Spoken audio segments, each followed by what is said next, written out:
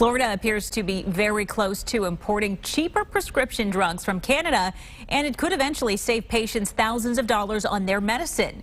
Our political editor Craig Patrick explains the process, the challenges, and when we can expect the first box of drugs from Canada. Plans to import cheaper prescription drugs from Canada have been in the works for years. And in Florida, it may finally happen sooner than many may think. When are we going to bring our first box across the border? When do you think that'll happen? I would hope that we can start importing within the first quarter of the new year. Because as much as they differ, it's something President Biden and Governor DeSantis both want. If you have Canada drugs, the same drug costs 25% of what it costs here. We want Floridians to be able to share in those discounts. A RAND study examined drug prices in nearly 40 nations and found the United States pays more for prescription medication than all of them.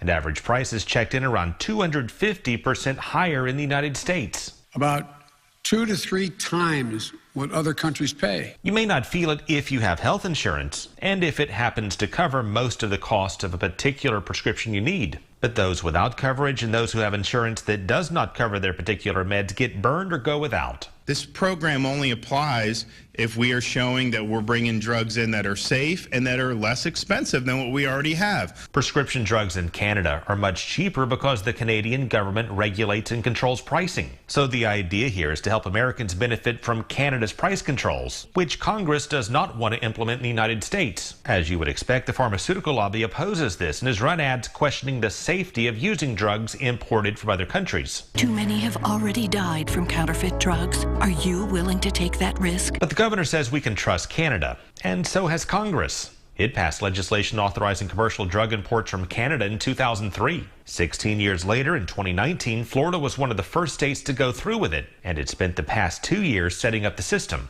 The final step is FDA authorization, and President Biden has already ordered the FDA to get it done. As soon as the FDA gives the green light, Florida plans to kick into action. And these warehouse shelves at Life Science Logistics in Lakeland would begin to fill with boxes of bottles of pills. We are ready to move forward and start importing prescription drugs within 90 days' time. The state has not worked out or announced some of the details, like which drug specifically will come first. State managers have suggested they may start with drugs to treat diabetes, hepatitis, COPD, and/or HIV/AIDS. They'll likely start with a small number of drugs for those with Medicaid, and then others with state insurance, and eventually expand beyond that based on success and demand. And all of this assumes the courts won't stop it. The pharmaceutical industry is challenging this. Supplies may also pose a challenge because Canada cannot supply its own citizens and have enough to go around for the United States or even all of Florida for that matter. So the shipments would have to be what's considered excess or surplus in the Canadian market. There are a number of hurdles here, but Florida could clear them in 2022 with the start of big changes in where we get our medicine and how much we pay. Craig Patrick, Fox 13 News.